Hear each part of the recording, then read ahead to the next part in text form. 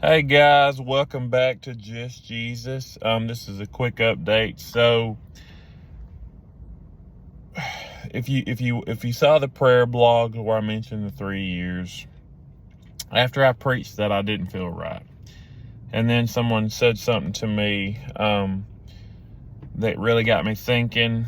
I made a mistake because I'm not going to question that God spoke to me with that, and it could have just very well been for me. It could have very well been something I needed to pray over to understand why God spoke that to me.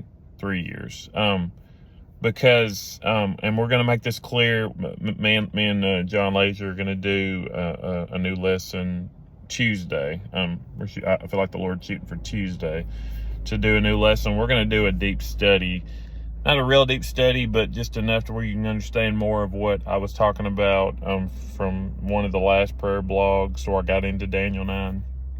We're going to talk about Daniel 9. We're going to talk about the 7 years.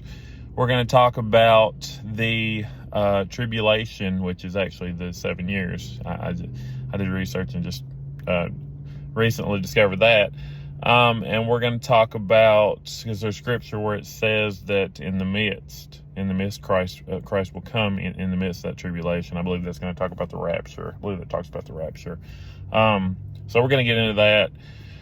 We're going to get in more detail into the mark of the beast. We're going to get more into the detail of the like the barcode, like the mark of the beast, and the fact that you have to have that to buy or sell anything in the last days. The Antichrist taking reign on the throne of desolation. The rebuilding the temple. I mean, I'm going to get into a few points basically, but I'm not going to take a lot of time on this lesson because there's just a lot to it. So I'm just going to allow the Lord to direct me in this study for next week. But yeah, I just wanted to basically make that clear. I mean, I'm human. I make mistakes. I made a mistake, so I retract it. So forget that I even said that. And if I come back to that, I will make sure, because guys, I seriously try to strive with every lesson to make sure that everything that comes out of my mouth is what God says, not what I say. It's not my words. So basically, if I'm unclear in the future, I'm gonna be like this. If I'm unclear on something that God spoke to me, then praying over it is what I'll do, and I'm not just gonna automatically say it. And I'm gonna make sure that the Lord helps me with that, because obviously I need help with that. I mean, this is the first time that I've done that, obviously. So with that being said, I love you guys. God bless you guys. See you Tuesday. We're shooting for Tuesday. Tuesdays we're shooting for, and with it being my vacation, and being at John's house, it should be just fine.